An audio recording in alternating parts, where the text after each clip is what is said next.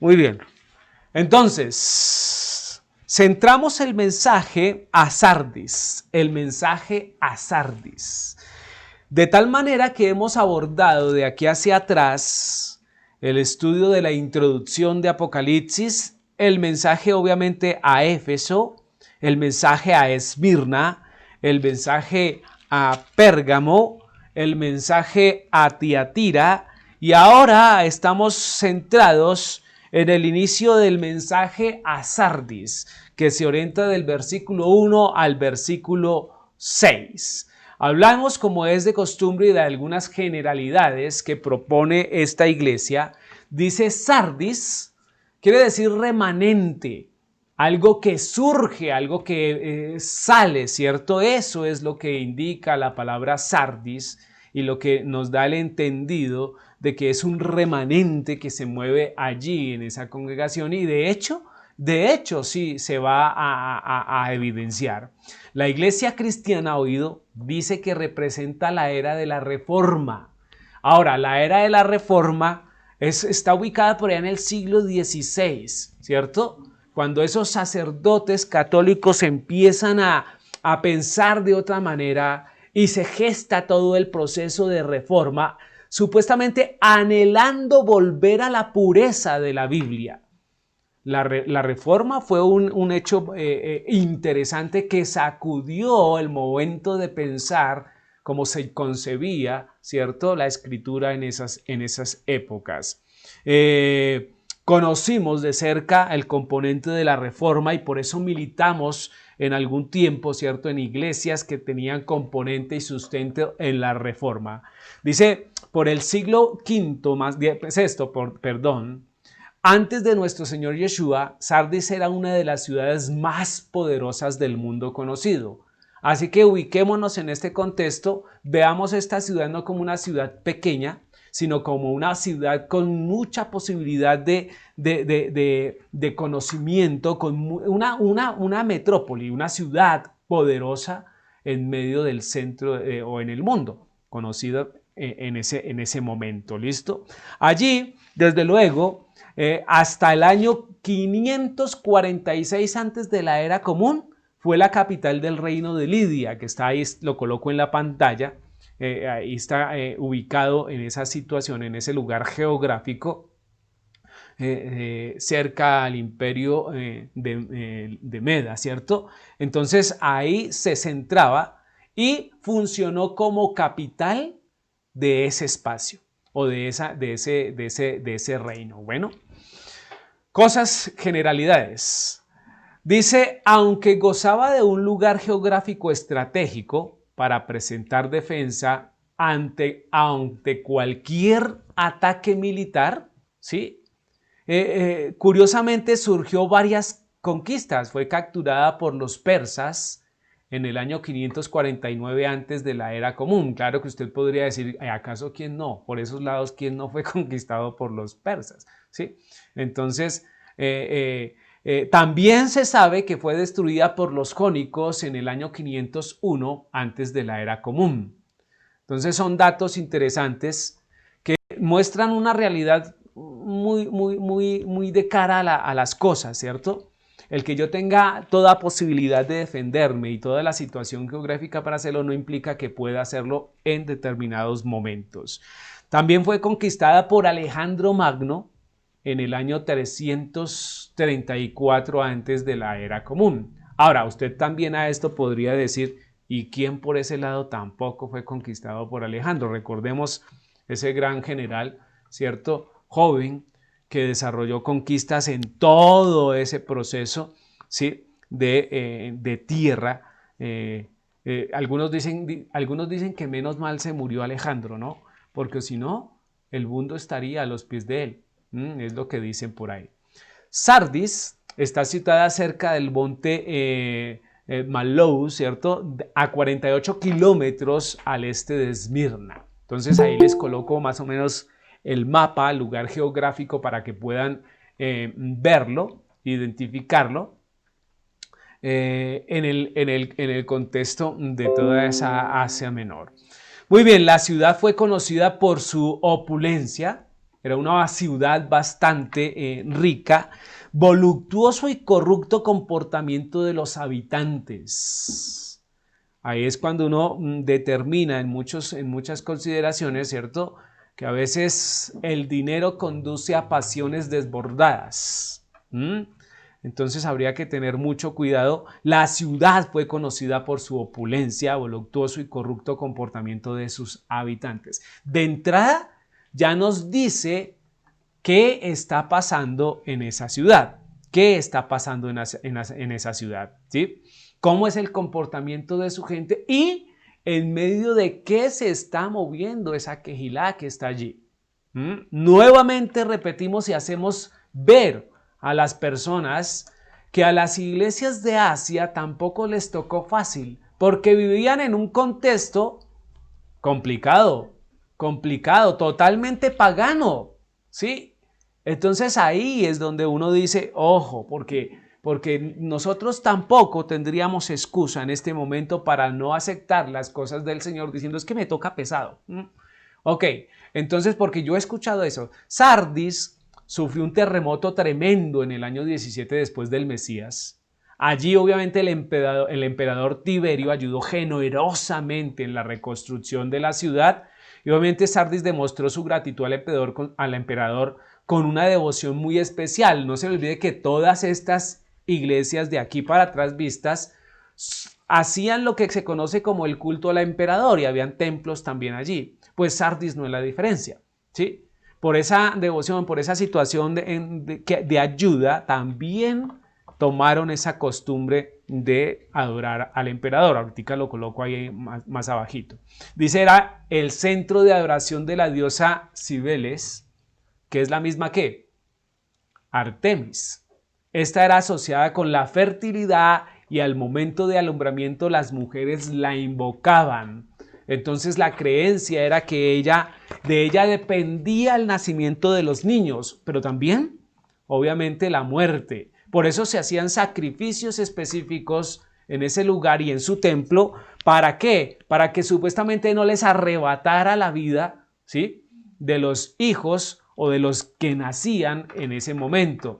Entonces era una diosa temida, porque algunos historiadores dicen que en esa época había mucha mortalidad, ¿cierto? En infantes, en niños que estaban naciendo, ¿cierto? O que iban a nacer.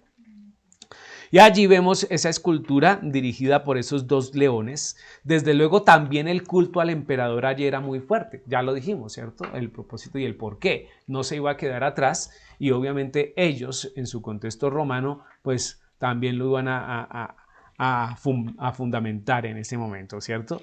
Muy bien, ahí están.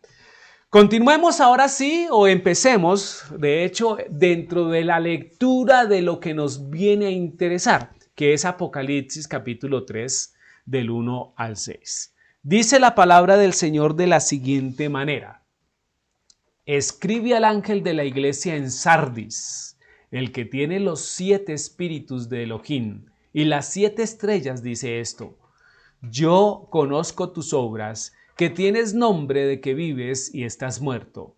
Sé vigilante y afirma las otras cosas que están por morir, porque no he hallado tus obras perfectas delante de Elohim. Acuérdate, dice el versículo 3, pues de lo que has recibido y oído, y guárdalo y arrepiéntete, pues si no velas, oído, interesante, ¿no? Pues si no velas en el día, ¿cierto? En este día, vendré sobre ti como ladrón y no sabrás a qué hora vendré sobre ti. Pero tienes unas pocas personas en Sardis que no han manchado sus vestiduras y andarán conmigo en vestiduras blancas porque son dignas. Y el que venciere será vestido de vestiduras blancas, y no borraré su nombre del libro de la vida, y confesaré su nombre delante de mi pueblo, de mi Padre, y delante de sus ángeles. El que tiene oídos, oiga lo que el Espíritu dice a las Kehilot. Ahora, esta es una referencia muy importante, porque aunque es una palabra directa para esta Kehilá, el final de su mensaje abre la palabra y el mensaje para las Kehilot, Fíjese que dice las iglesias, como ya hemos visto en las anteriores iglesias o Quejilot. El versículo 1 dice de la siguiente manera, dice, escribe al ángel de la iglesia en Sardis. Escribe al ángel de la iglesia en Sardis. El que tiene los 7 espíritus de Elohim y las 7 estrellas dice esto. Yo conozco tus obras, que tienes nombre de que vives y estás muerto. Eso es lo que nos enseña el primer versículo del capítulo 1. Y fíjese que en este versículo hay mucho para mirar. Escribe al ángel de la iglesia en Sardis, el que tiene los 7 espíritus de Elohim y las 7 estrellas, dice esto. Yo conozco tus obras, que tienes nombre de que vives y estás muerto. Muy puntual, ¿cierto? Para algunos que se encuentran en una condición similar.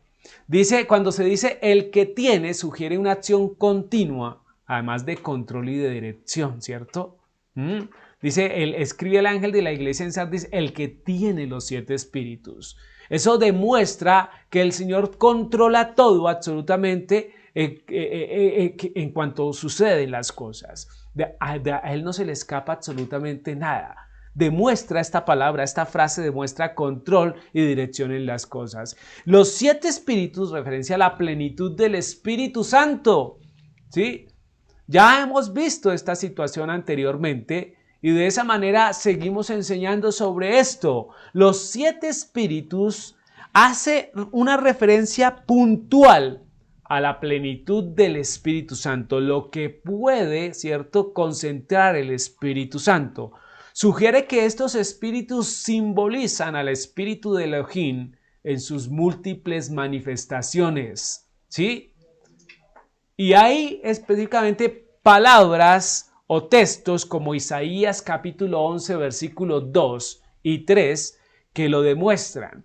Aquí yo les estoy presentando, bueno, de pronto no ven, ¿cierto?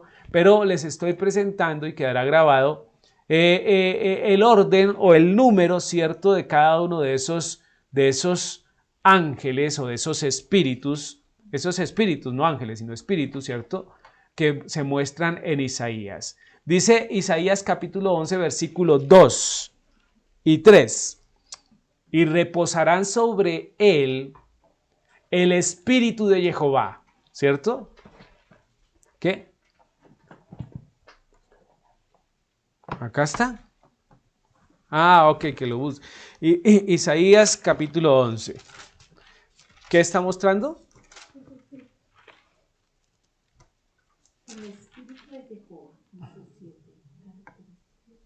Sí, pero es que aquí mi asesora de sistemas me quitó la presentación. Dice, y reposará sobre él el espíritu de Jehová, ¿cierto? También dice el espíritu de sabiduría y espíritu de inteligencia, espíritu de consejo y de poder, espíritu de conocimiento y de temor de Jehová, y le hará entender, dice, y le hará entender diligente en el temor de Jehová. Dice, no juzgará según la vista de sus ojos, ni arguirá, ¿cierto?, por los que oigan sus oídos. Entonces, arguirá, perdón. Entonces, ahí, ¿qué muestra? ¿Qué muestra? Isaías nos está mostrando en plenitud esta condición que se presenta en Apocalipsis capítulo 3, versículo 1, que muestra los 7 espíritus del Señor. Y ahí están claros, se evidencia claramente, ¿cierto? Porque nos muestra, dice, reposa sobre él estos espíritus. Obviamente es una manifestación plena, específicamente del Padre y del Ruach HaKodesh en relación, ¿cierto?, a las cosas que se hacen. Muy bien, dice, aquí les tomo una presentación donde se muestra o se toma desde, está en la internet, ¿cierto?, desde el espíritu, los 7 espíritus de Isaías 11. Dice, ahí vemos el espíritu de Jehová, a un lado dice espíritu de sabiduría, espíritu de consejo, espíritu de conocimiento, espíritu de temor de Jehová, espíritu de poder, espíritu de inteligencia. Y abajo hay una cantidad interesante de versículos que sustentan cada uno de esas, si se quiere, de esas características o de esas condiciones donde se evidencia, por ejemplo, el espíritu de sabiduría, donde se evidenciaría el espíritu del consejo y así sucesivamente. ¿Sí? ¿Cuántos espíritus? 7. Pero lo interesante es que esa composición de 7, ¿cierto?, representa también la menorá del Padre, ¿sí? Allí está alumbrando y se puede colocar desde luego en cada una de las lumbreras, ¿cierto?, de esa menorá que efectivamente alumbran en el momento interno, ¿cierto?, de ese lugar precioso que Dios ha establecido. Entonces mire cómo hace relación directa una cosa con otra, que nos lleva al entendimiento de Apocalipsis, y por eso muestra de esta manera. Esto muestra absoluto control, muestra, de verdad que muestra la totalidad del Rúa, ¿cierto?, en relación a la obra de las personas. Luego dice, yo conozco tus obras. Es una frase que también se ha repetido, pero que de hecho es una frase que fundamentalmente, ¿cierto?, es evidente con nosotros, porque, y debemos tenerlo absolutamente claro, el Señor conoce todas nuestras obras y ahí nosotros debemos hacer énfasis.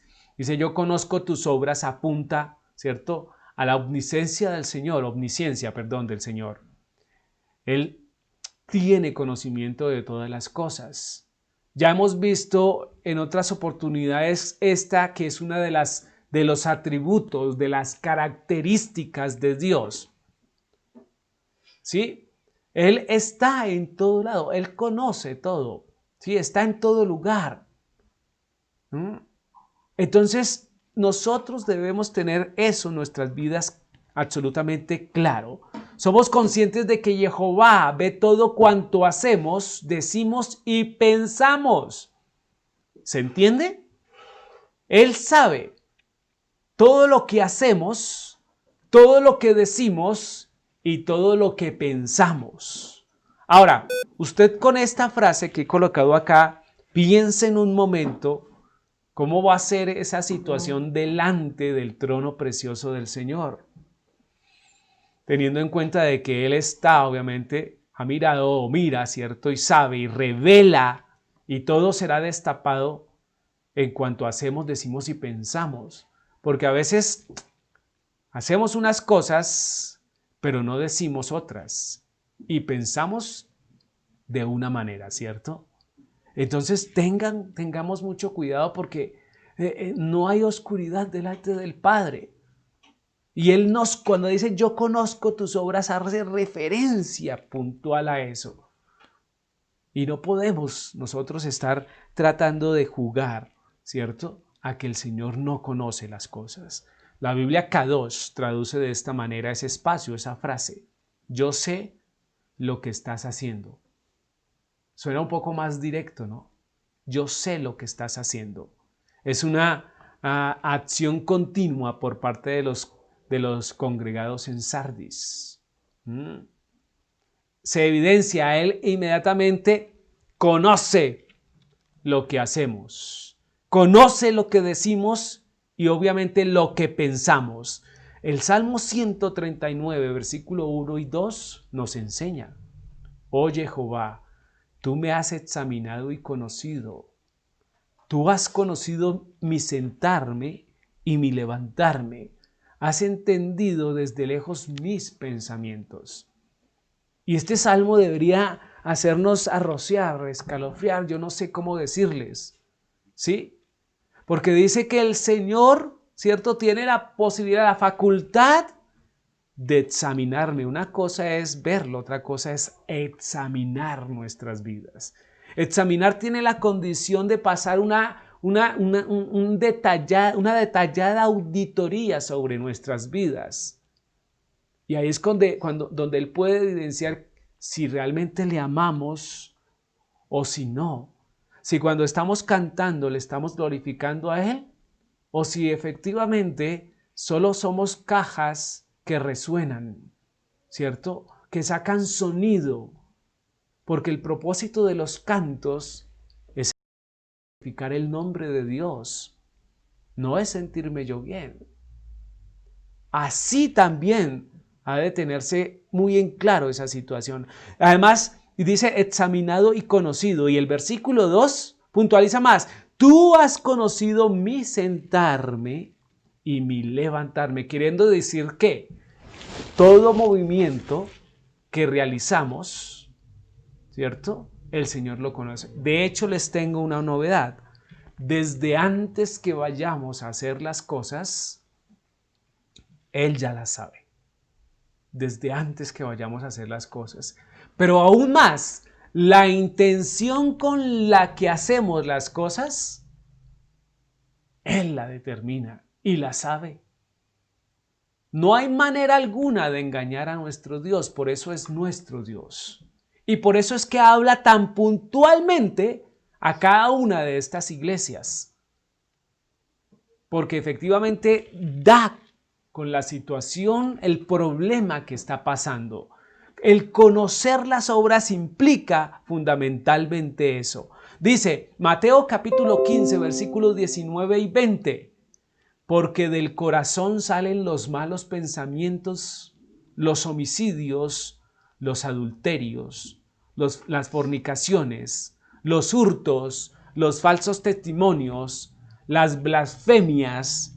Estas cosas son las que contaminan al hombre, pero al comer con las manos sin lavar no contaminan al hombre.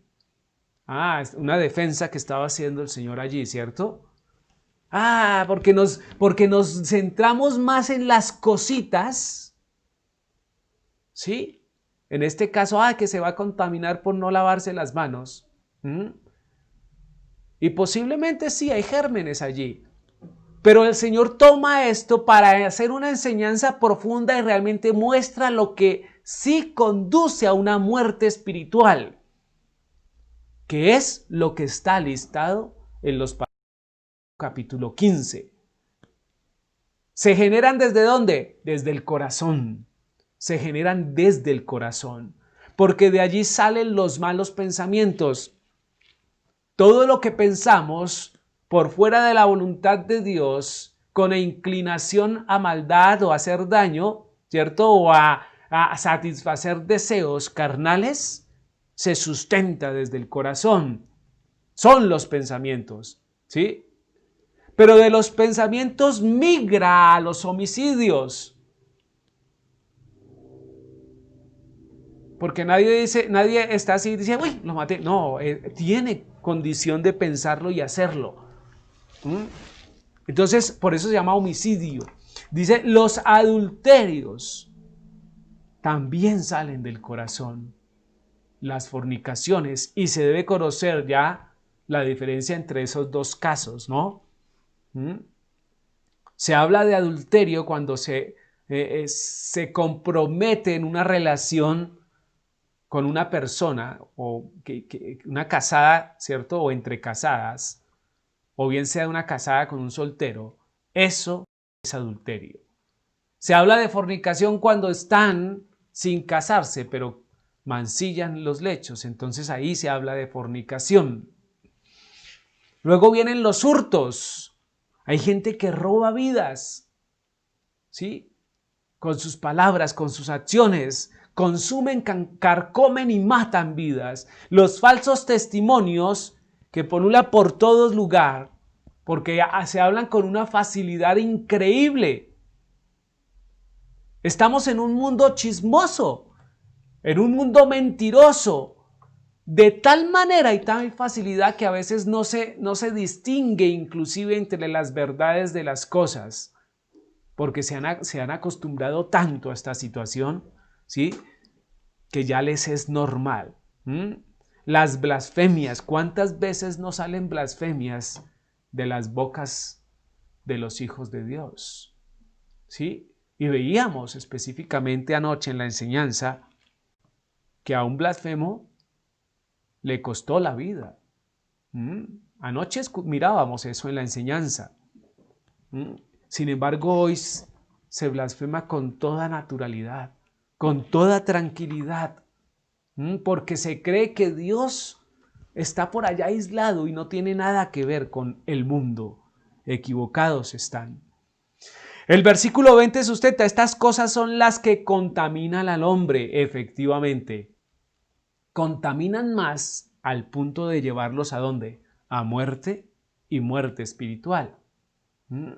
Para que meditemos, ¿cierto?, en las cosas que realmente son importantes. Mire lo que dice el Salmo 119:13. 113. Salmo 119, 113. Aborrezco a los hombres que hipócritas. Aborrezco a los hombres hipócritas. Y esto debería ser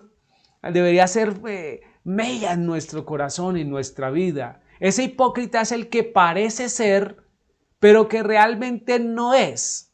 Que muestra una cara, pero su sentido es contrario, absolutamente contrario. Es lo que está hablando Apocalipsis 3. El ángel, ¿cierto?, habla a estas personas, ¿cierto?, directamente en relación a las obras. Y ahorita vamos a ver, tienen nombre que están vivos, pero realmente están muertos porque son hipócritas. Entonces, aborrece a los hipócritas, pero ama la ley, que es lo que debemos entender. Aquí surge una pregunta. ¿Qué tanto tú amas la ley? La Torá. ¿Qué tanto amamos la Torá? Para hacerla, para guardarla en nuestro corazón, para meditarla, para cuando no la estamos haciendo, ¿cierto? Nos duele, por ejemplo, no hacer Shabbat, ¿nos duele? ¿No hacer Shabbat nos duele? Quizás a muchos sí. Quizás a otros ni les va, ni les viene. Pero cuando tú no guardas Shabbat, cuando no atiendes el Shabbat, estás yendo en contra de la ley. Y eso indica que no amas la ley. ¿Sí? Y así con cada una de las condiciones de la Escritura. Así con cada una de las condiciones de la Escritura. Mire lo que dice Eclesiastés capítulo 12, versículos 13 y 14.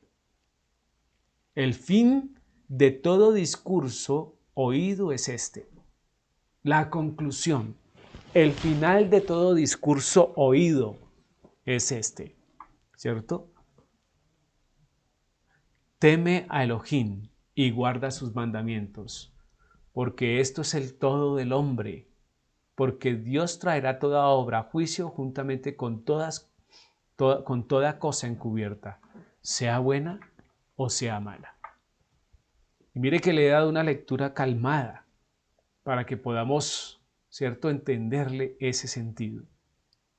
El fin de todo discurso, de todo cuanto se dice sobre la tierra, todo, absolutamente todo, debe concluir en esto: teme a Dios y guarda sus mandamientos. Dos cosas supremamente importantes que se ven desde la primera parte de la Escritura hasta la última parte de la Escritura, como estamos mirando, ¿cierto?, aquí en el libro de Apocalipsis. El amor al Señor y guardar sus mandamientos. El seguir a Yeshua y guardar su palabra. Debemos entender que Yeshua y su palabra es lo mismo, implica exactamente lo mismo que decir Dios y sus mandamientos. ¿Sí? Porque a través hay un hilo conductor a través de la Escritura que nos muestra la unidad de las cosas. ¿Sí? Está bien. Y dice, porque esto es el todo del hombre. Y mira el versículo 14, porque Dios traerá toda obra a juicio, juntamente con toda cosa encubierta, sea buena o sea mala. Lo que se está diciendo aquí que es, mire, Dios nos va a llevar a juicio, pero no solo va a felicitarnos, no solo va a decirle, Luisita, qué bien que hacías al hacer los videos de Shabbat, ¿sí?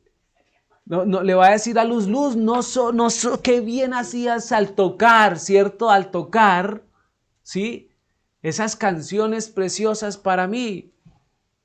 a Rubén, ¿qué bien hacías al enseñar? Sino que también nos va a mostrar las cosas, ¿cierto?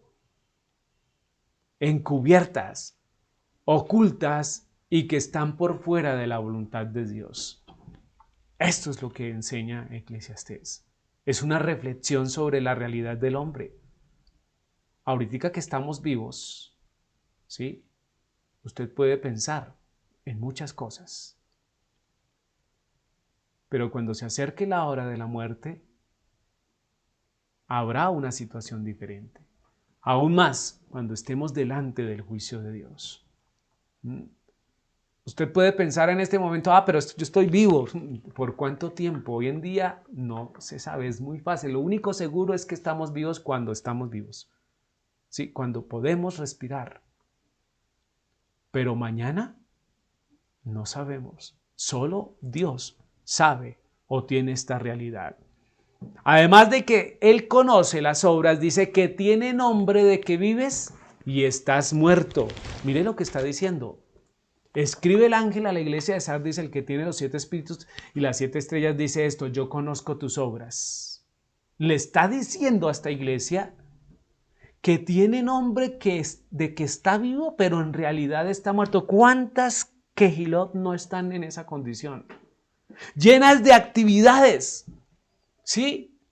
Llenas de buenas presentaciones y perfectos show.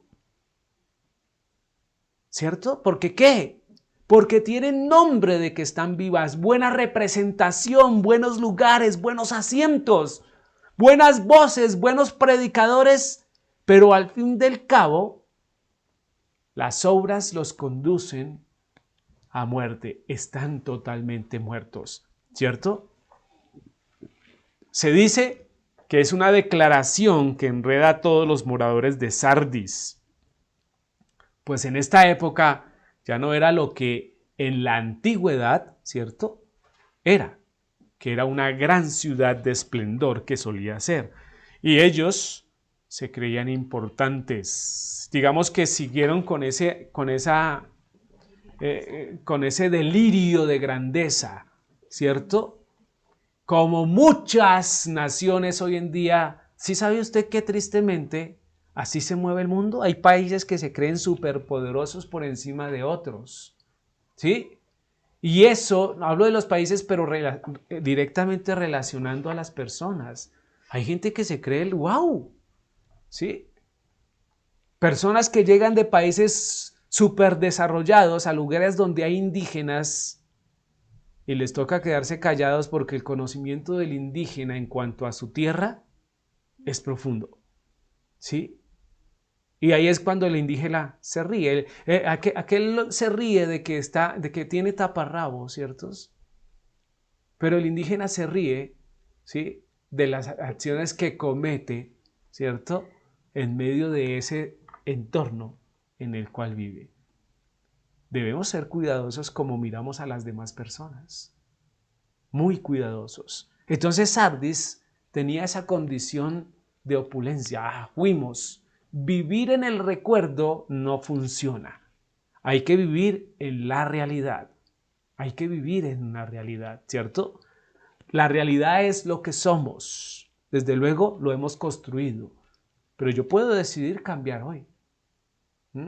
Entonces ahí está. Sin embargo, debemos saber que el Señor está hablando a la Kehilá y no al pueblo o al lugar, ¿cierto? Porque aquí este versículo 1 es puntual. Yo conozco tus obras y que tienes nombre de que vives y que estás muerto. Esa iglesia se está comportando de esa manera.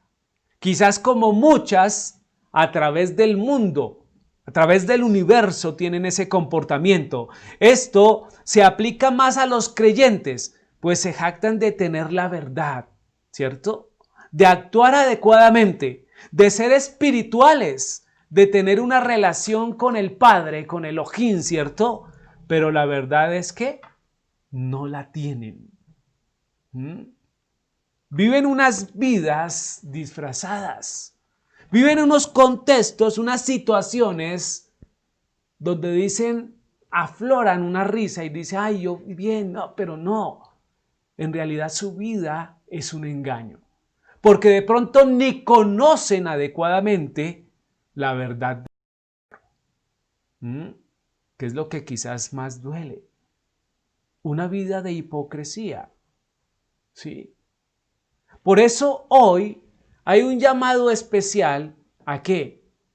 A renovar esos votos con el Padre, a renovar esa relación. Realmente estos mensajes a las iglesias se tratan de renovar la relación con nuestro Creador. De la circunstancia que tengamos en este caso, de eso que se muestra pero que en realidad es fingido. Entonces hay que pensar y tener esa realidad en nuestras vidas. Miremos cómo K2 traduce. Dice, tienes una, ¿cierto?, reputación por estar vivo. Pero de hecho, estás muerto. Fíjense que ahí entona un poco más a la realidad. ¿Y qué nos muestra?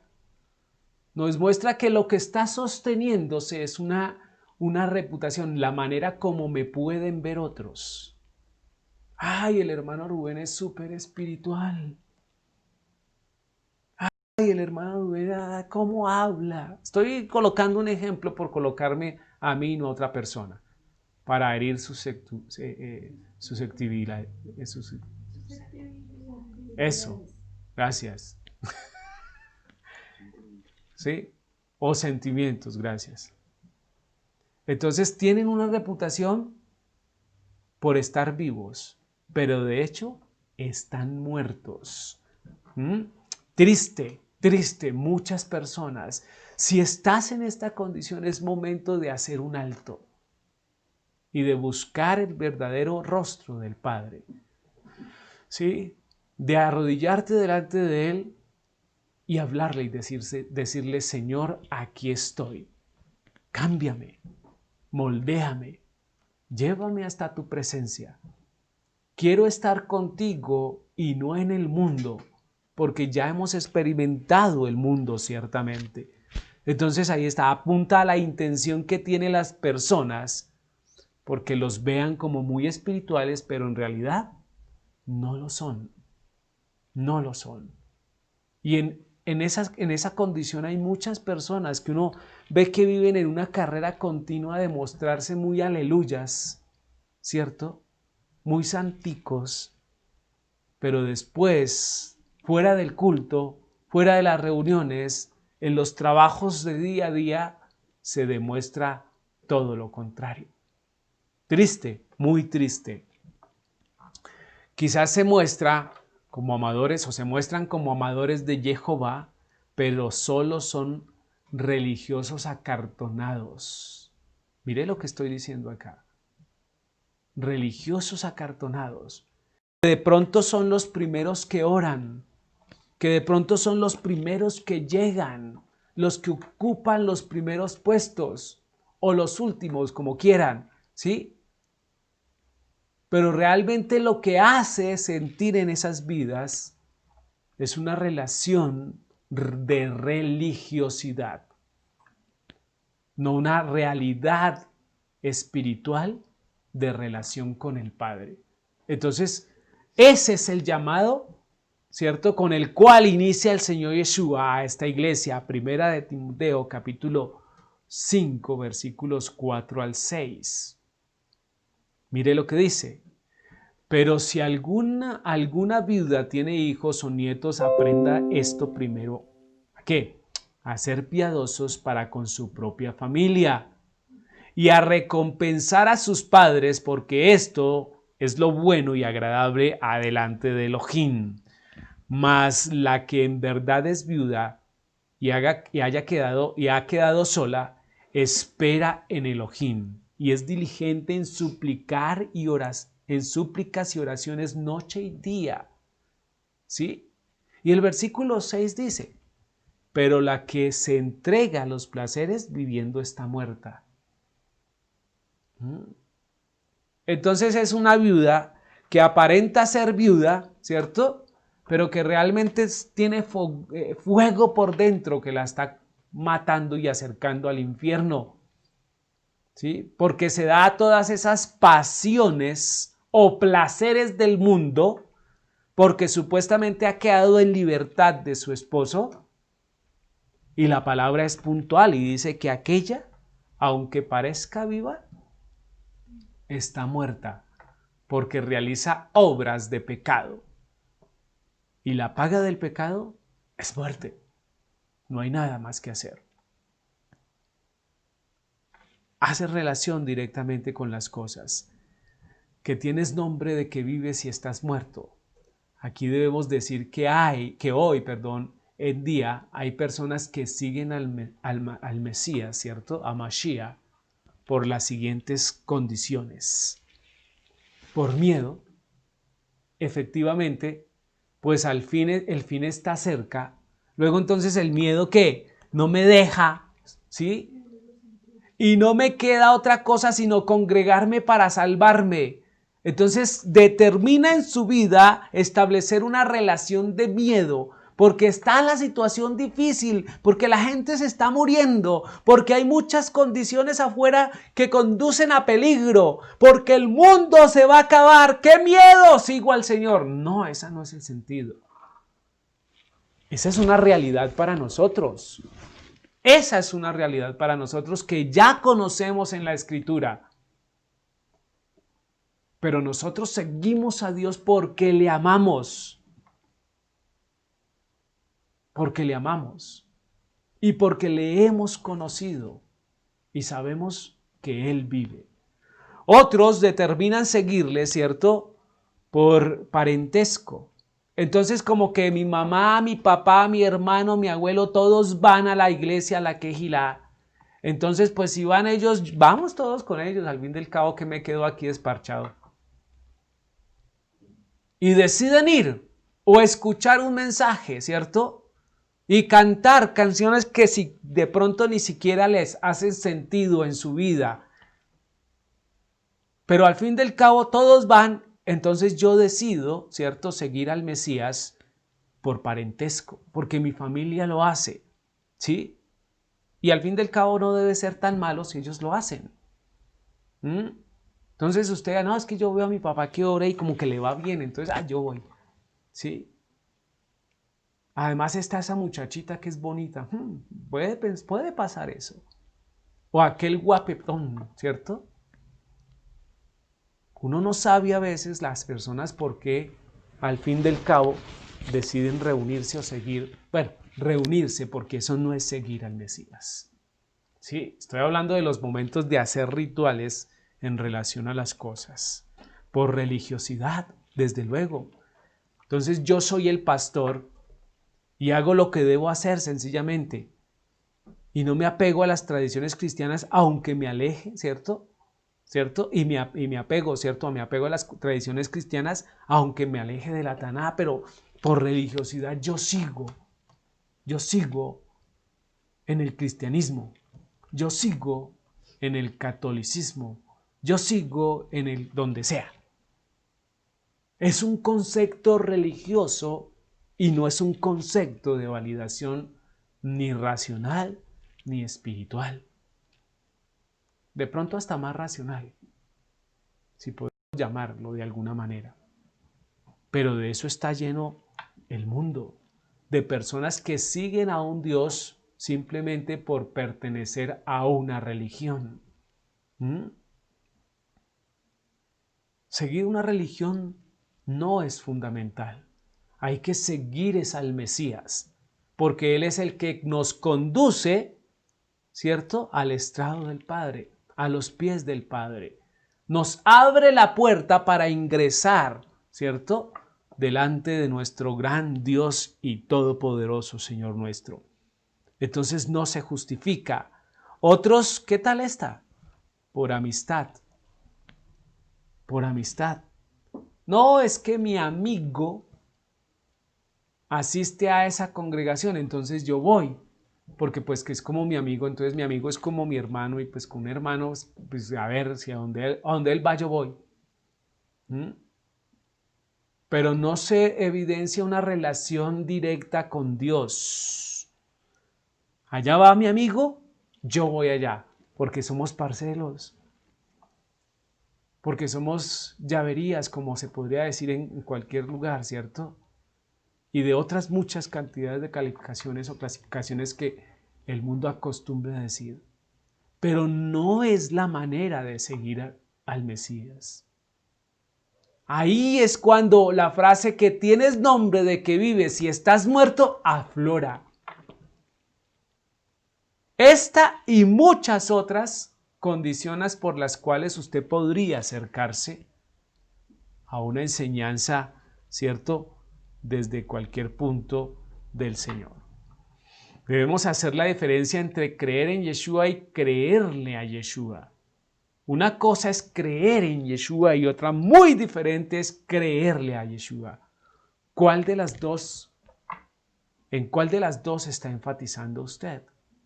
Entonces ahí hay que mirar. La referencia a que estás muerto tiene que ver con un estado de incapacidad, impotencia e inhabilitación, ¿cierto?, en lo que se refiere a las cosas de Elohim. ¿Ya? Entonces cuando dice que está muerto, es cuando uno está muerto, ¿no? Está muerto. Ningún muerto levanta la cara y dice, ve, estoy muerto, y vuelve a caer. No, no tiene esa posibilidad. No tiene la posibilidad de reaccionar. Hablo del cuerpo muerto, ¿no? Y si hace eso, no está muerto. O está poseído y hay que echarle, ¿cierto? Sí, Luz Adela dice, estás muerto. En este momento, ¿cierto? Es una condición de zombies espirituales. Entonces, mire que allí hay esta referencia. Puede que hagan congresos. Puede que se desarrollen reuniones, ¿cierto? Puede que hagan congresos, reuniones de asambleas, campañas de alabanza, ayunos. Pero después de estas actividades, ¿qué? Por ejemplo, esta noche tenemos velada. ¿Y mañana qué va a pasar? ¿Mañana qué va a pasar? De pronto algunos hasta, uy, no, qué trasnochada, por Dios santo. No. Esa no es la situación. Ese no debe ser el pensamiento. Mañana nosotros debemos estar gozosos y alegres. ¿Por qué? Porque hemos hecho lo que la Escritura dice. La Escritura no dice velad y orad en todo tiempo. Ahora, no son frecuentes las veladas en esta congregación, pero sí deberíamos hacerlas más frecuentemente. Después de todos estos congresos, todo el mundo a veces va a esos congresos por adquirir de pronto conocimiento, ¿no? Dicen, uy, qué enseñanza, uy, qué no sé qué, pero ¿y qué? ¿Y qué? Una cosa es que se quede acá y otra cosa es que baje y acomode nuestras vidas y nos ayude a ver, ¿cierto?, la situación que tengo que cambiar, porque es que en eso es que debemos nosotros que tener nuestros ojos, ¿cierto?, activos. Nuestro velar tiene que ver con eso. La expectativa de esta noche es el Señor qué nos va a enseñar y en qué debemos cambiar, qué debemos apropiar a nuestras vidas, qué nos está haciendo falta. Y desde luego ejercitarnos en la oración. Eso es lo que es.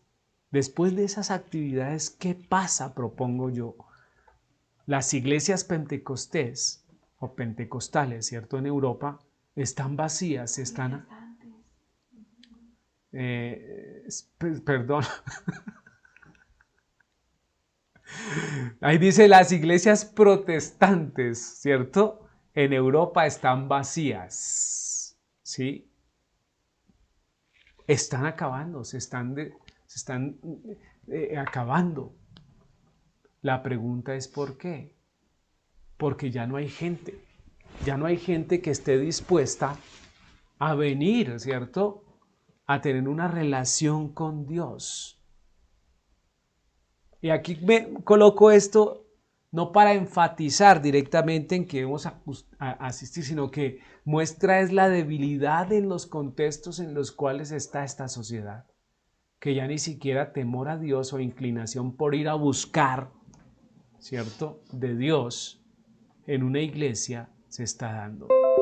Muchas iglesias, lugares donde funcionaban iglesias, se han convertido en discotecas, ¿sí?, en parqueaderos, en centros comerciales y en muchas cosas que está pasando.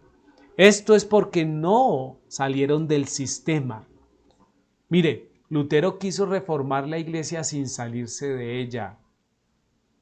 No se puede cambiar a Babilonia, ¿sabían? No se puede cambiar a Babilonia, sigue siendo Babilonia. Y de hecho, sigue permeando el actuar, ¿cierto?, de las personas religiosas, si se quiere. Así que debemos tener mucho, pero mucho cuidado con lo que estamos estudiando hoy. Continuemos. Dice, lo que estamos viendo es que cada vez más personas quieren volver a las raíces hebreas. ¿Pero de qué manera? ¿De qué manera? ¿De qué manera quieren volver? Quieren seguir en sus vidas religiosas y simplemente ajustarlas, de pronto mencionando solo el nombre de Yeshua o de Jehová, y entonces ya he cambiado.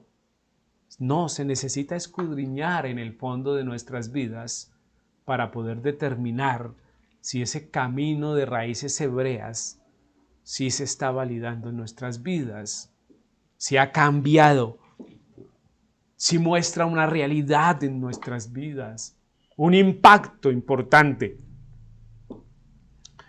Miremos ese versículo 2, dice, sé vigilante, oído, sé vigilante, ve, curiosamente, y afirma las otras cosas que están para morir, porque no he hallado tus obras perfectas delante de Elohim. Duro, ¿no? ¿Cuál es la propuesta? Ponga cuidado, hermano. Sé vigilante. Esté atento.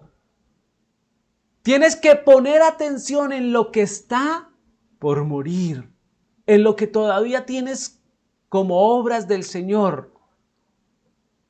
Porque lo que el Señor ha visto en cuanto a obras, delante de Dios no están bien. Esto es una validación puntual a nuestras vidas. La palabra vigilante propone del griego 11:27 y dice mantener despierto. Una vigilia. Ahí dice vigilar, literalmente o figurativamente velar vigilante. Curiosamente, hoy cae el capítulo 3 cuando vamos a tener vigilia. Créanme que yo no lo cuadré, no lo pensé, pero sí cuando estaba preparando dije, vea el Señor, ¿será que nos está hablando a nosotros? ¿Será que nos está hablando a cada uno de nosotros? Sé vigilante. Sé vigilante. Entonces propone estar atento. Sé vigilante demuestra la idea de por su propio bien, vuélvanse vigilantes. Estén atentos, ¿sí? O demostrar por ustedes mismos ser vigilantes. Como quien dice, si yo no cuido de mí, dígame quién. Ah, pues el Señor, sí, pero yo debo procurar, obviamente, ¿cierto?, estar en los parámetros que el Señor está exigiendo. Determinar y hacer lo que el Padre dice, de lo cual debo detenerme a observar. ¿Qué estoy haciendo mal? ¿O qué no estoy haciendo? Porque a veces todo lo hago bien, pero lo que sucede es que ¿qué? Dejo de hacer cosas. Y el dejar de hacer cosas también implican que un sentido contrario a la voluntad de Dios. Mateo 24:42. Velad pues, porque no sabéis a qué hora ha de venir vuestro Señor. Y esto es realmente lo que intenciona esta palabra. Ojo, esté atento. Mantenga el ojo abierto. ¿Por qué? Porque realmente no sabemos a qué hora viene el Señor. ¿Qué pasaría si el Señor llegara justamente en este momento? Entonces algunos podrían decir, no llega. ¿Por qué? Porque es que no ha sonado el shofar. Bueno, cantidad de cosas que podrían sacarme, ¿cierto? No, es que no ha pasado la tribulación. No, es que, mire, el Señor llega cuando Él quiera. ¿Sí? Y yo vuelvo a generar la pregunta, ¿qué pasaría si el Señor llegara en este momento? ¿Cómo estamos? ¿Cómo estamos delante del Señor? En nuestro interior. ¿Estamos preparados? Entonces Mateo 24:42 dice, velad pues, porque no sabéis a qué hora ha de venir vuestro Señor. Entonces dice, vigilar es estar atento y crear, ¿cierto?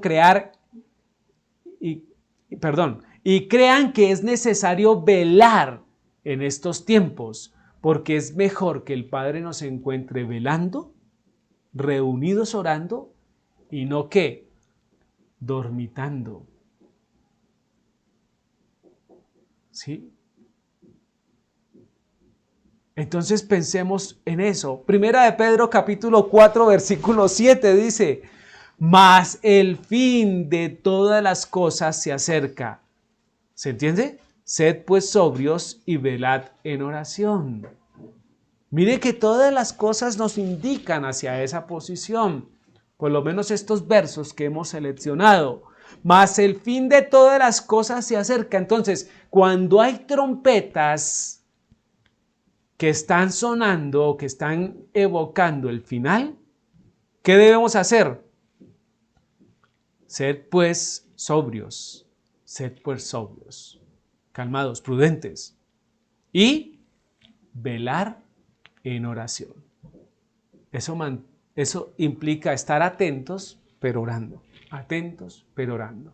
Porque muestra la comunión con el Padre, la relación nuevamente con el Padre. ¿Está entendiendo? Ok. Dice, versículo 2, sé vigilante y afirma las otras cosas que están para morir, porque no he hallado tus obras perfectas delante de Elohim. Dicen, despierten de su anestesia espiritual o despertemos de nuestra anestesia espiritual.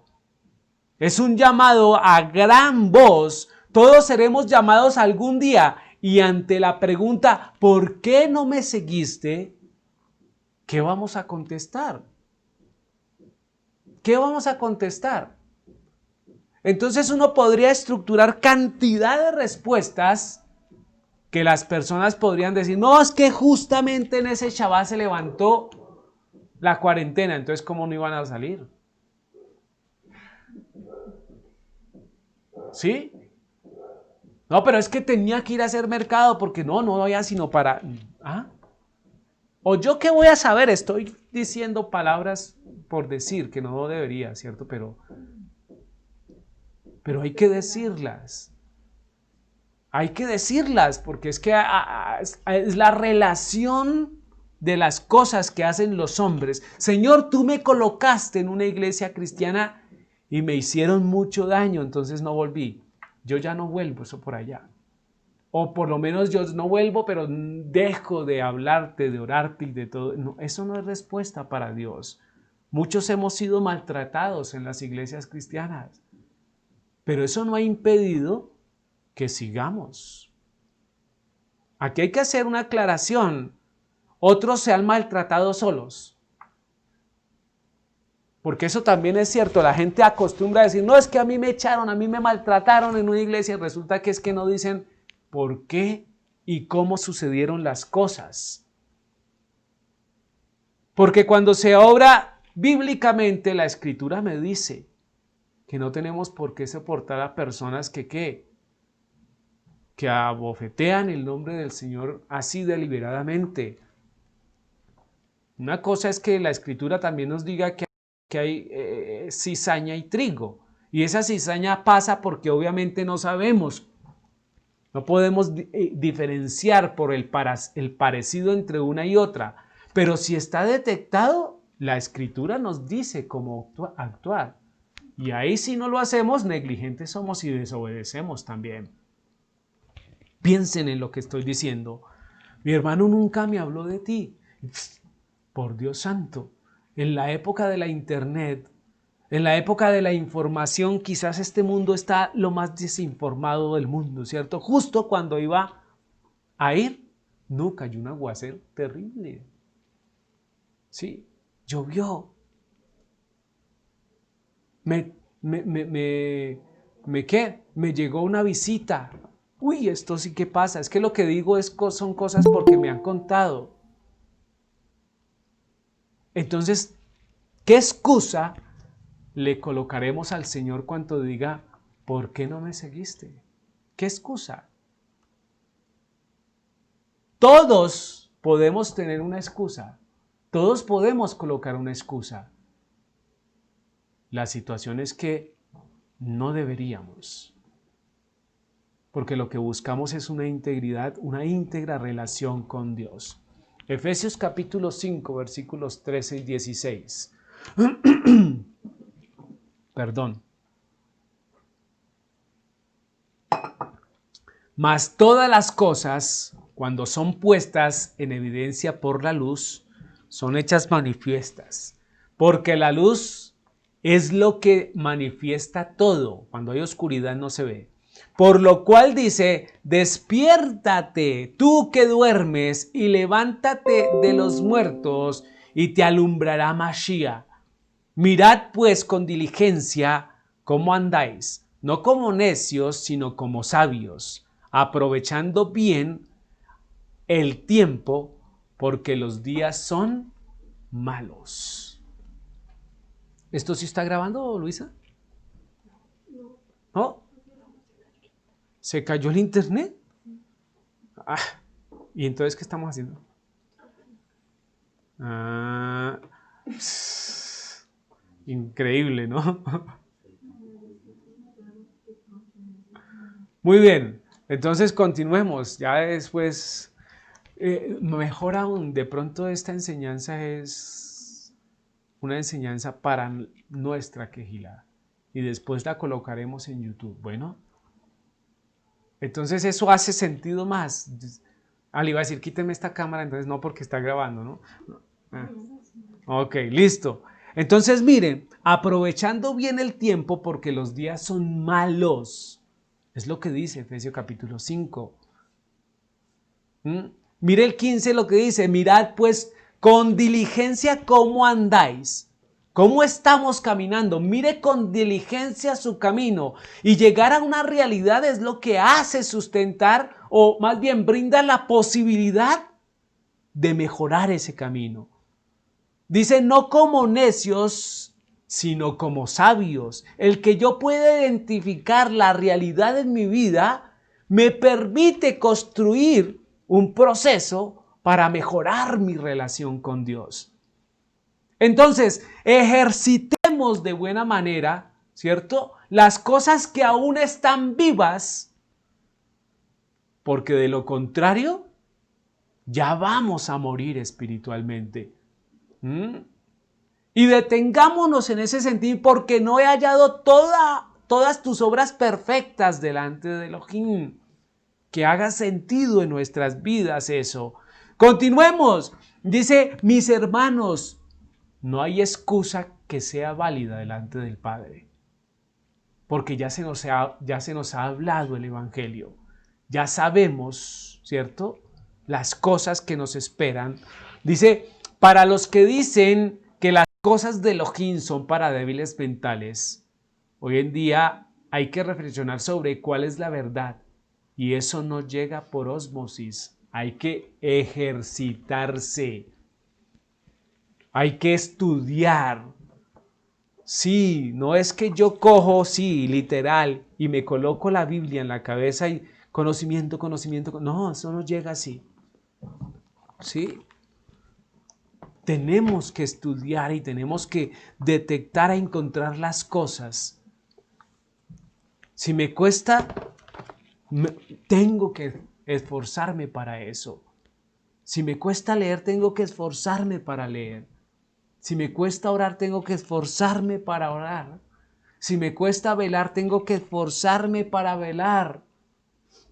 No estamos juzgando, no tratamos de hacerlo, simplemente mostramos realidades en las cuales nosotros debemos que determinar nuestra situación. Dice, afirma las otras cosas que están para morir. Afírmalas, ¿sí? Oxigénelas, ¿cierto? De esta manera. Deben actuar de manera inmediata y acomodar lo que está haciendo mal, o lo que están haciendo mal, o lo que estamos haciendo mal. Es necesario que lo hagamos. Es necesario que lo hagamos.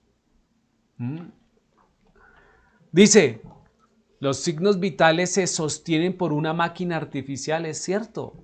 Cuando las personas están en difícil circunstancia, dice, están vivos, pero no realizan obras que lo demuestren. Cuando una persona está conectado a una máquina, simplemente la máquina es la que produce esa vida, pero no hay reacción que motive esa situación. A veces parecemos conectados a máquinas, ¿sí? Donde nuestra vida es, si se quiere, artificial, discúlpeme en el término. Tampoco estoy diciendo que los desconecten, no, al contrario. Estamos rogando para que reactivemos nuestra vida, para que afirmemos las cosas que están para morir, para que nos esforcemos, ¿cierto? Y conduzcamos nuestras vidas a vida plena. Eso es como cuando oramos solo por costumbre, pero no por el motivo real de la oración, que es buscar la presencia de Dios, sostenerme, ¿cierto?, en todas las condiciones espirituales y establecer nuevamente una relación con Dios. Dice Mateo capítulo 25, versículo 11, 12 y 13. Después vinieron también, perdón, voy a tomar un poco de agua. Después vinieron también las otras vírgenes diciendo, Señor, Señor, ábrenos. Luego no ellas estaban haciendo actividades religiosas. Mas él respondiendo dijo, de cierto os digo que no os conozco. Velad pues, porque no sabéis el día ni la hora en que el Hijo del Hombre ha de venir. Este es el contexto del verso que ya habíamos leído hace un rato, versículo 13. Ellas vinieron, las otras vírgenes, las que en medio de su vida también realizaron obras religiosas, porque recuerden que estaban con los aceites, pero no cuidaron sus aceites, no velaron adecuadamente. Sí velaron, pero no adecuadamente, porque fíjese que estaban ahí con las otras esperando, pero ¿qué sucedió? Se les acabó. No tuvieron esa provisión adecuada para esperar al esposo. ¿Y qué sucede allí? 12. Mas él respondiendo dijo, de cierto os digo que no os conozco. ¿Qué tal uno vaya embalado para la puerta del Señor? Dice, no lo conozco, ¿usted quién es? Pero Señor, si Shabbat tras Shabbat yo predicaba. Dios nos guarde. Señor, pero si Shabbat tras Shabbat yo cantaba. Dios nos guarde. Señor, pero si Shabbat tras Shabbat yo amanecía y íbamos a la reunión del viernes, a la del sábado, a la del miércoles. Puede ser una realidad de nuestras vidas. Y él que dice, ¡pam! Portazo, no los conozco. Y no entran, y es que no entran. Por eso el 13 es importante. Velad pues, porque no sabéis el día ni la hora en que el Hijo del Hombre ha de venir. porque no he hallado las obras perfectas delante de Elohim, dice allí también. La segunda parte de este verso dice, porque no he hallado las obras perfectas delante de Elohim. Dice la versión K2, dice, porque he encontrado lo que está haciendo incompleto ante la vista de mi Elohim. Porque he encontrado lo que está haciendo incompleto ante la vista de nuestro Elohim. ¿De qué habla? De que hay algo que no está completo, ¿sí? De que hay algo que efectivamente hace falta para que las obras sean perfectas delante de Dios, ¿sí? Eso es. Se está haciendo las obras, pero no completas, o como debería ser según el Señor. Entonces yo hago las cosas, pero no de la manera adecuada, no de la manera como debería ser. Y ahí, justamente ahí, hay un problema. ¿Se entiende? Ok, la frase solo escritura puede perfeccionar eso. Claro. La frase solo escritura puede perfeccionar. ¿Qué implica? Mire, la escritura del Señor puede generar vida nuevamente en nuestros cuerpos. Filtradas por la obra de Yeshua. Combinación perfecta. Yeshua nos lleva al camino. El camino es su palabra. El camino es su Torah. ¿Por qué se nos hace tan difícil comprender eso? Miremos ahora el versículo 3. 3. Dice, acuérdate pues de lo que has recibido y oído, y guárdalo, ¿y qué? Arrepiéntete, pues si no velas, vendré sobre ti como ladrón y no sabrás a qué hora vendré sobre ti. Otra palabra, otro versículo que nos enseña, ¿cierto?, que debemos estar atentos. Evocar, llamar, ¿cierto? Nos motiva a acordarnos de lo que hemos recibido y oído. Desde luego, si lo hacemos escuchando bien. Hay que pensar. Dice, pues generalmente no hemos sido adoctrinados de la manera correcta, pues se nos ha mostrado una versión paralela de las Escrituras. Así que eso implica que debemos nosotros, ¿qué? Mejorar esa lectura, ¿cierto? Y recordar, ir, ¿cierto?, hacia los componentes reales de la Escritura. Hablo con nosotros, ¿cierto? Para poder validar las cosas de Dios. Cuando se refiere a esta iglesia, a esta Kehilá de Sardis, pues cuando dice lo que has recibido y oído es la esencia directa del evangelio, que es Torah, que es la Escritura.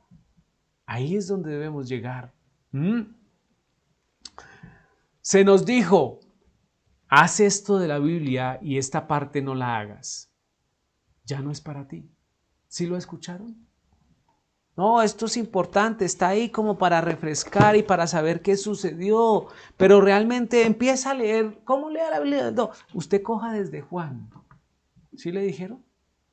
En alguna oportunidad, usted lea desde Juan y luego entonces empieza a leer el Nuevo Testamento y ya. No. ¿Cuándo nos dijo alguien que deberíamos leer la Escritura desde Génesis? Nadie. Solo aquí estamos enseñando y obviamente en el nuevo componente real, ¿sí? Pero tengamos cuidado, porque este es un libro, un compendio de libros que se entiende desde la primera página hasta el final, ¿sí?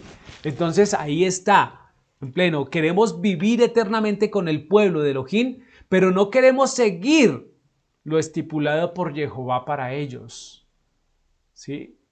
Porque hemos leído la Escritura que al final de los tiempos el Señor llamará a todo su pueblo. Yo no sé en dónde perdieron el panorama. Y cuando leen que será llamado el pueblo, salen solo las personas, ¿cierto?, que tienen el nombre de Yeshua. Pero los que tienen el pacto no los involucran. No sé cómo leen la Escritura. Pero cuando en la Escritura dice que es para el último tiempo el pueblo del Señor llegará, más bien los que vamos unidos somos otros. Es al revés. ¿Sí? Y ahí hace sentido cuando queramos pasar delante de Dios la eternidad, pero tenemos que acostumbrarnos a lo que el Señor estipuló, ¿cierto?, directamente en su contenido escritural. Esta frase es una referencia a la Torá. Acuérdate pues de lo que has recibido y oído. Eso es Torá. Eso es Torá. Eso es escritura. Eso es profetas. Eso es escritos. Ahí es donde debe sustentarse lo que se recibió en ese momento. Dice enfáticamente, guárdalo, guárdalo. En el lugar más preciado, si se quiere. Y esta palabra guardar tiene una definición amplia dentro del contexto griego. La palabra es 5083. Vigilar, tal vez afín a esta palabra, guardar. Dice de pérdida o daño propiamente por mantener el ojo sobre y así difiriendo del griego 5442, que es propiamente proveniente que escape. Prevenir, perdón.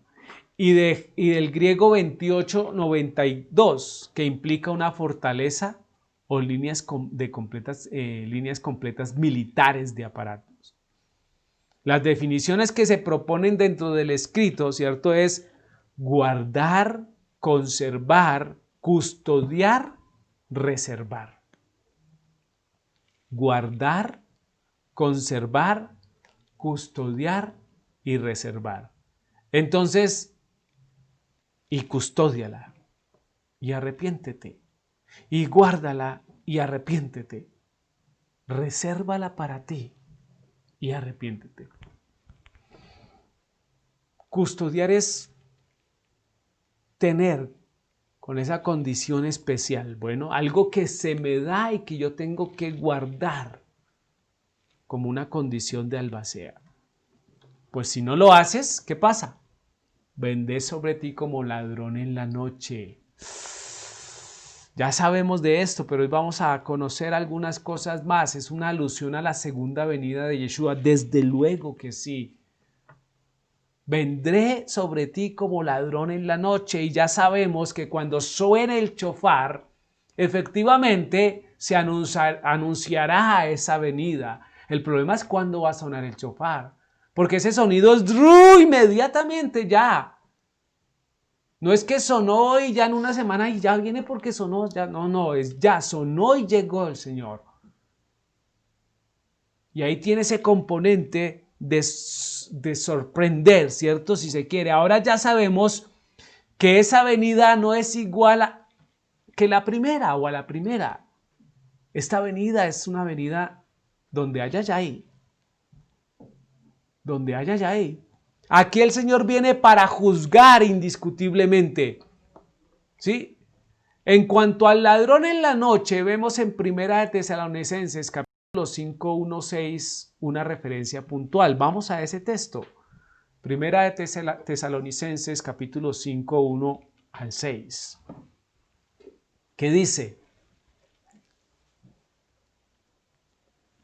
Dice, versículo 1.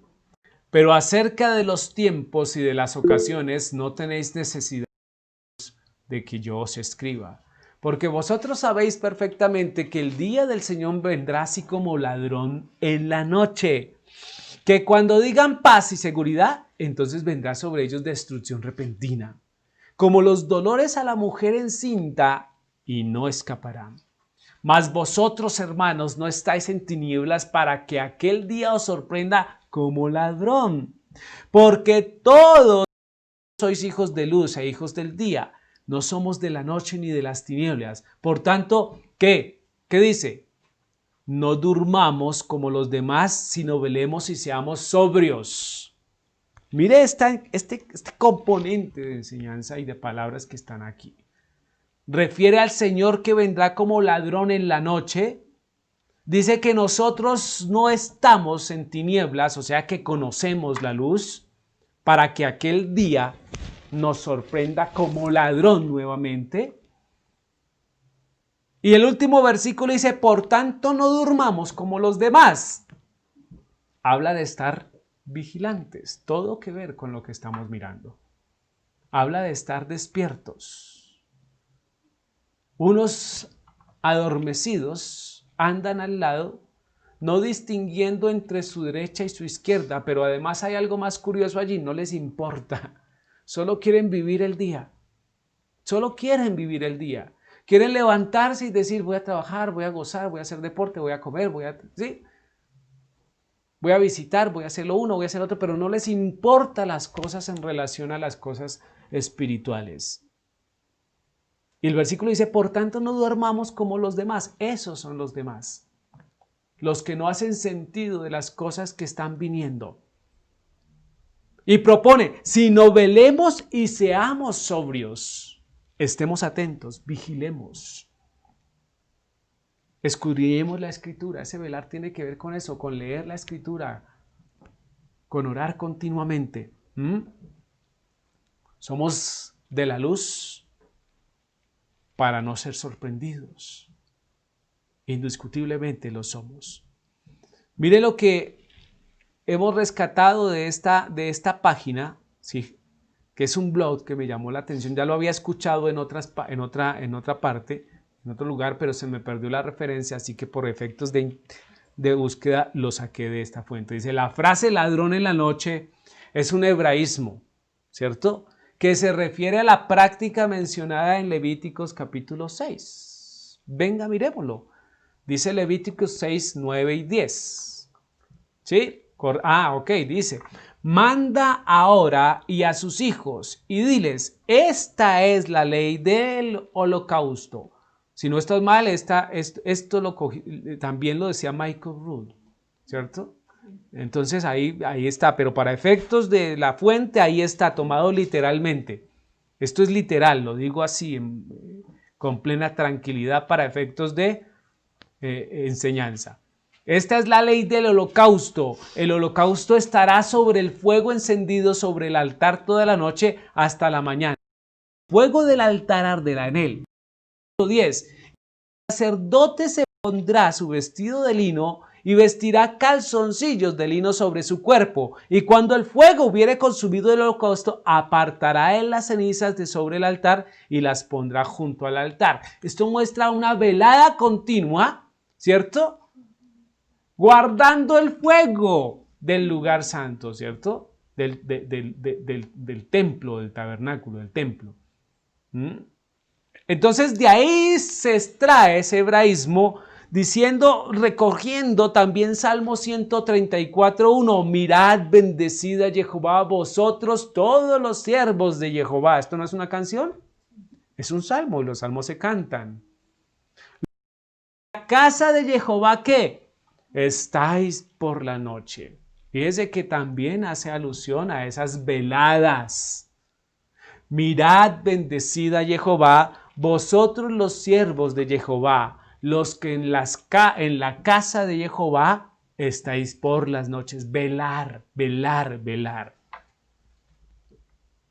Típico de los sacerdotes y del pueblo del Señor.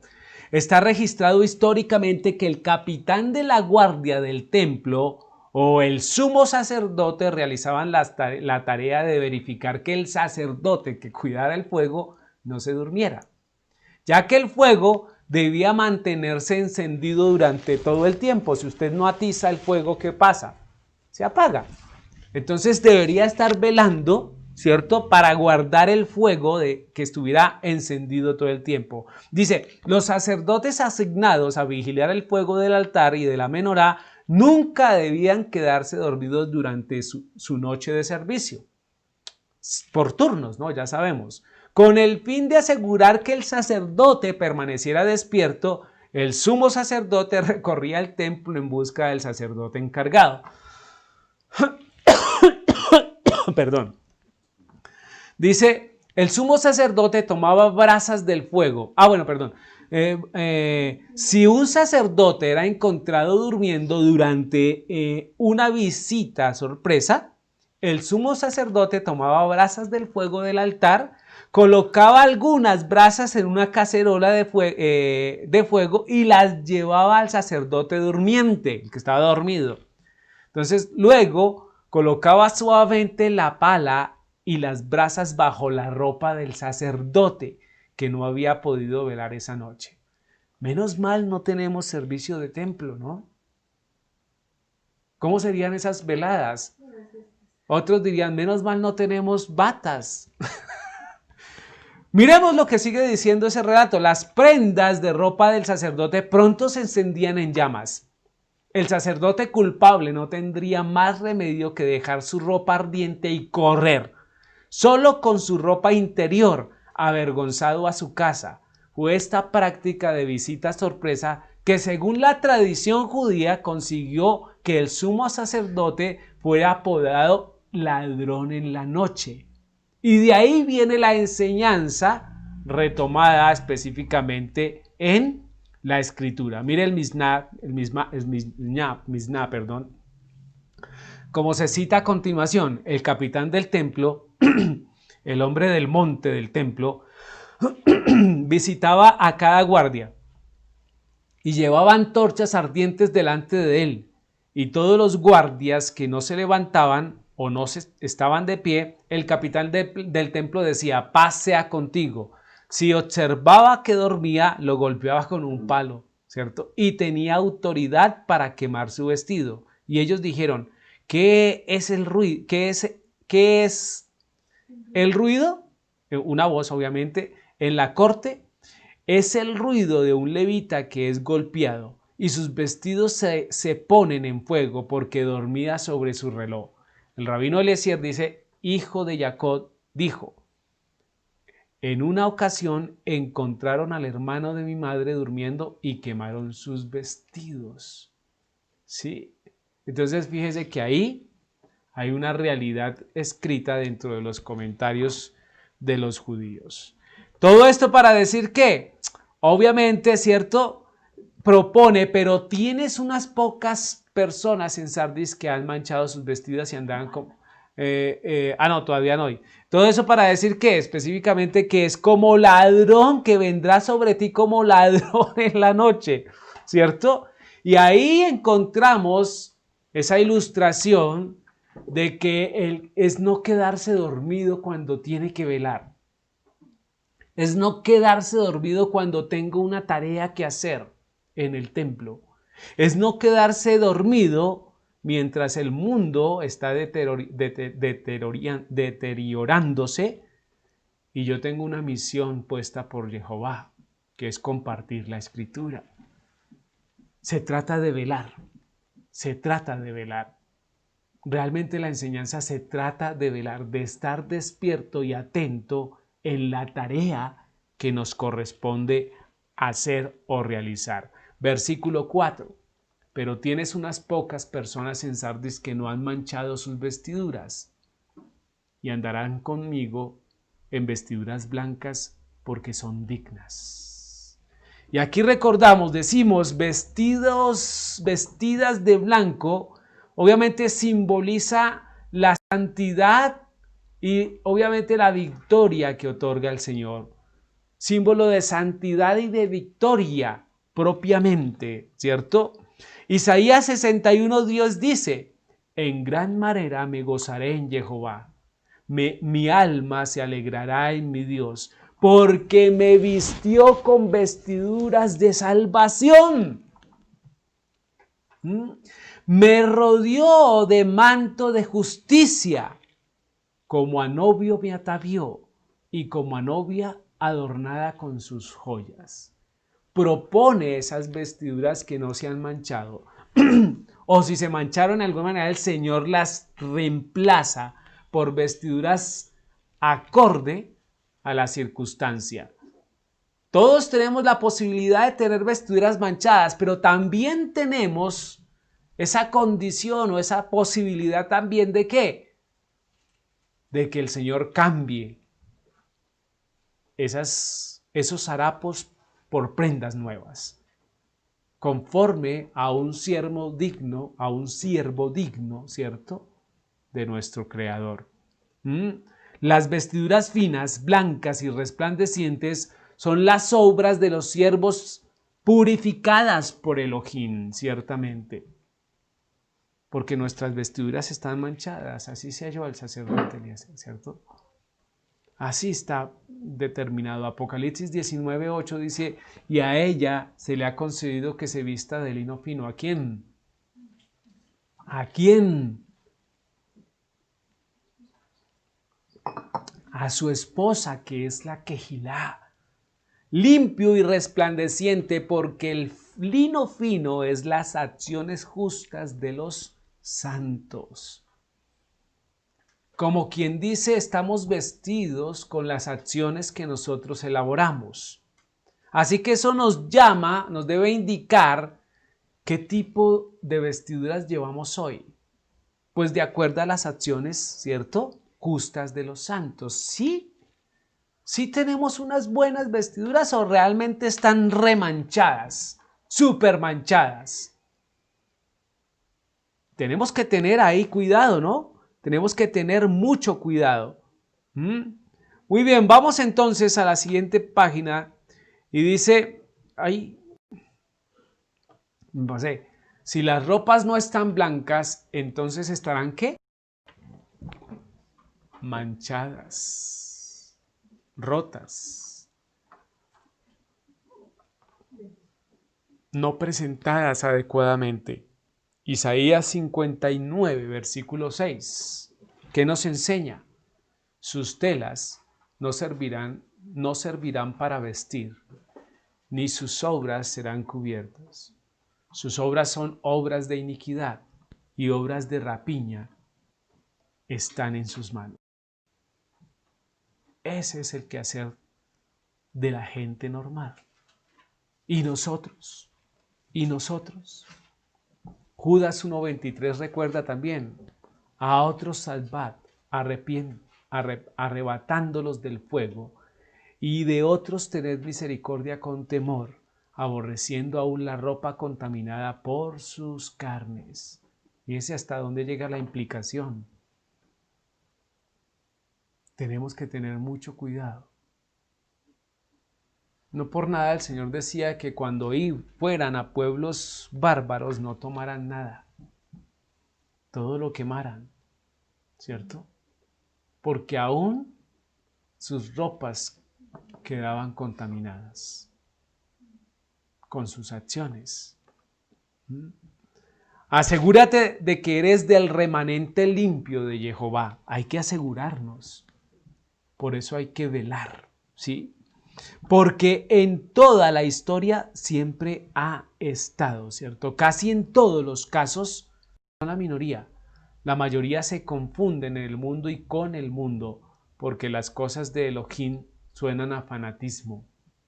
Entonces muchos dicen, yo comparto algunas cositas, sí, un ratico le orbo ahí. Pero no es frecuente.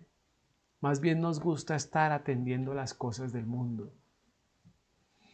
Nos llaman y allá queremos estar. Y tenemos ganas de irnos hacia el mundo, a contaminarnos como el ejemplo de esta época.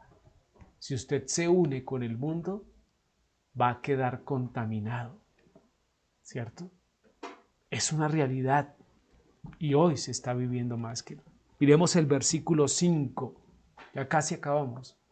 El que venciere será vestido de vestiduras blancas, y no borraré su nombre del libro de la vida, y confesaré su nombre delante de mi Padre y delante de sus ángeles. Ciertamente, el que venciere será vestido de vestiduras blancas. Dice, la frase tiene que ver con andar con el Señor por siempre. ¿Sí? por siempre. Eso es lo que implica. Esas prendas blancas son símbolo de la pureza que representa el Señor. Por eso es importante, porque son dignas, dice, delante de Jehová, y no por las obras de los hombres, sino por la suficiencia de la sangre del Cordero, que las volvió dignas para el Padre. Y aquí tenemos también que aclarar ese concepto. Dice delante de Yeshua y no por las obras de los hombres, sino por la suficiencia, por la obra de la sangre del Cordero, que efectivamente las volvió dignas para el Padre. ¿Sí? Pensemos en eso, pensemos en eso. Zacarías 3 nos muestra una realidad. Y Josué estaba vestido de vestiduras viles y estaba delante del ángel. Y habló el ángel y mandó a los que estaban delante de él diciendo: quitadle esas vestiduras viles. Y él le dijo: mira que he quitado de ti tu pecado y te he hecho vestir de ropas de gala. Después dijo: pongan mitra limpia sobre su cabeza, o más bien gorro, ¿cierto? Sobre su cabeza. Y pusieron un gorro limpio sobre su cabeza y le vistieron las ropas, y el ángel de Jehová estaba en pie. Y el ángel de Jehová amonestó a Josué diciendo: así dice Jehová de los ejércitos, si anduvieres por mis caminos y si guardares mis ordenanzas, también tú gobernarás mi casa, también guardarás mis atrios, y entre estos que aquí están te daré lugar. Fíjese que tiene que ver con una realidad de las obras que ejecutamos, porque ya vimos que esas prendas se sustentan sobre las obras. Entonces queremos participar también de las cosas venideras en el reino del Señor. Propongamos un cambio en nuestras vidas. Miremos hasta dónde debemos llegar y qué debemos hacer, porque es adecuado y apenas apenas necesario que lo hagamos. Dice: y no borraré su nombre del libro de la vida. Allí refiere que se trata de la salvación. El Salmo 69, 28 también dice eso, es quitar el nombre del libro de los vivientes. ¿Sí? ¿Qué dice Salmo 69, 28? Rápidamente, Susana, ayúdame a leer ahí. 69, 28. Salmo 69, 28.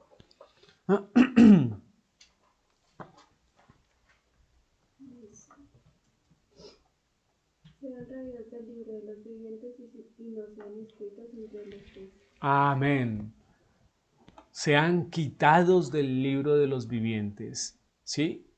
Y no sean escritos entre los justos. Éxodo 32, 32, 33 dice: que perdones ahora su pecado, y si no, ráeme ahora de tu libro que has escrito.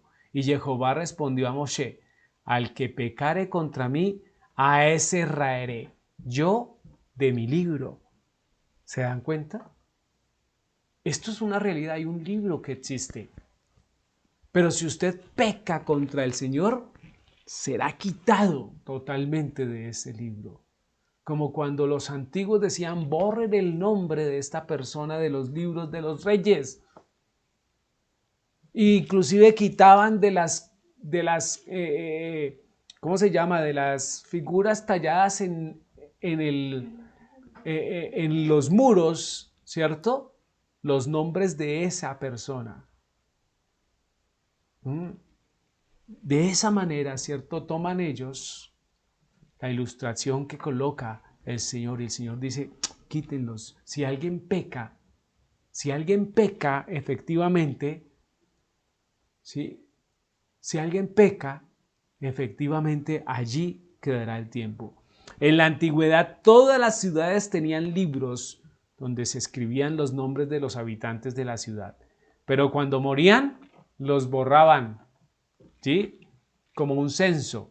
Yo no sé si había el libro de los muertos. Juan 5:24 dice, de cierto os digo, bueno, no ese gran libro del camino a los muertos que se consiguió en los hallazgos de Egipto, ¿cierto? De cierto os digo, el que oye mi palabra y cree al que me envió, tiene vida eterna y no vendrá a condenación, mas ha pasado de muerte a vida, ¿sí? Apocalipsis 3:5 dice, el que venciere será vestido de vestiduras blancas y no borraré su nombre del libro de la vida.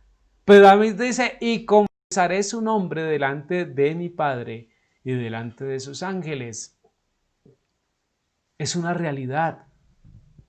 Propone un ejercicio hasta el punto de vencer para ser vestido de esas prendas inmaculadas.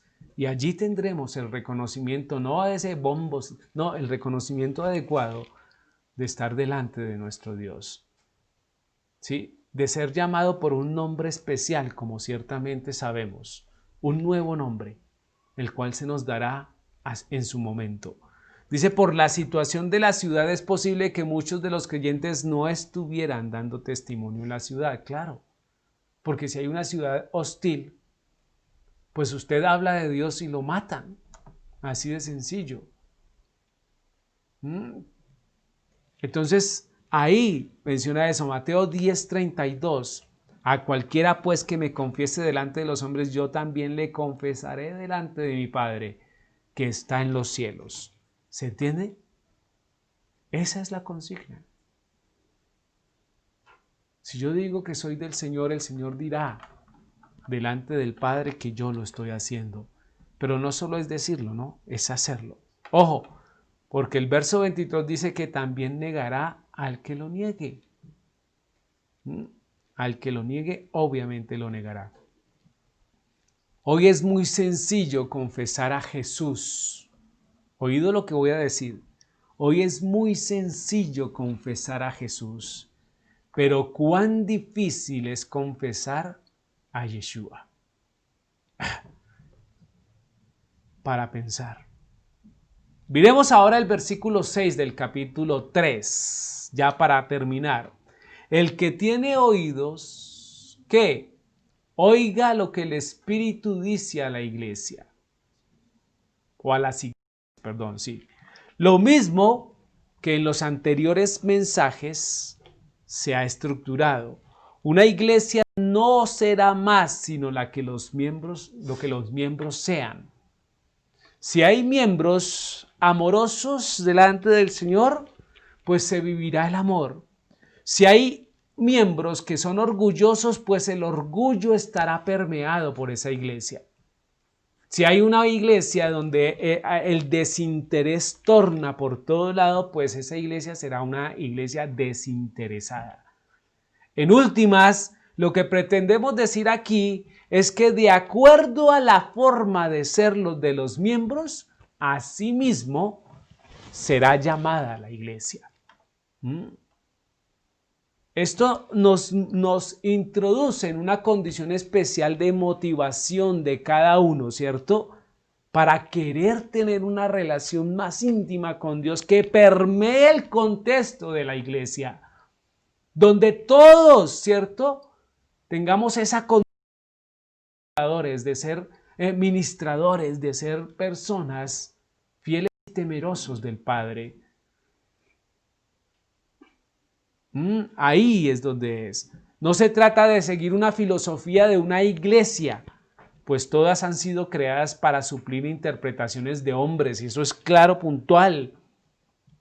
Todas, ¿sí? Todas tienen una fecha de nacimiento o de creación.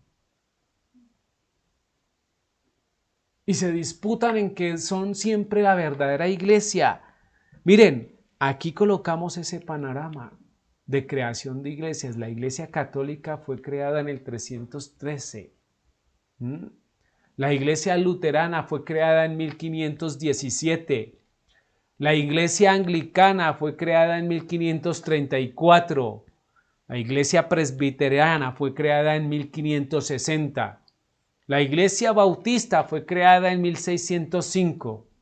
la Iglesia Reformada de Holanda en 1628, la Iglesia Episcopal en el siglo XVII, la Iglesia Metodista en 1744, la Iglesia Unitaria en 1774, los mormones en 1829, la Iglesia Adventista del Séptimo Día en 1849, el Ejército de Salvación en 1865, la Iglesia Científica Cristiana en 1879 y así cantidad de iglesias.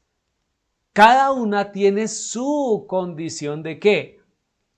De fecha de nacimiento o de creación. Pero el Evangelio del Señor ha permanecido desde la creación. Y los santos siervos de Dios han permanecido desde la creación. Y yo pregunto, de todas estas fechas, ¿en dónde se estructura Moisés ahí? ¿Dónde dice, no, esto es de Moisés, cierto? O desde Adán, ¿dónde está la fecha? Simplemente se muestran años en los cuales se han creado instituciones, pero instituciones que tienen su manera de pensar, que tienen su filosofía y su doctrina y que determinan estatutos por encima de la Escritura que tienen inclusive mayor validez, aunque peligrosamente dicen que obedecen la palabra de Dios. Cuidado,